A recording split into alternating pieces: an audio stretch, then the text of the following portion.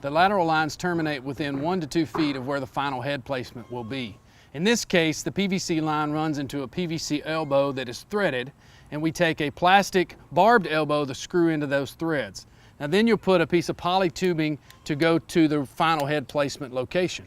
That poly tubing will then be screwed into another at the bottom of the irrigation head, and then that head will be set at grade.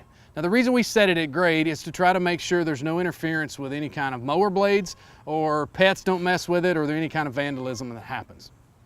Now that I've set the head, I want to flush the system, and these nozzles have a flush out head that's screwed on, and that allows for any kind of debris to be flushed out that may have gotten in the pipe during construction. Now that the system has been flushed, I don't see any leaks at the end of the lateral line, and I can go ahead and backfill.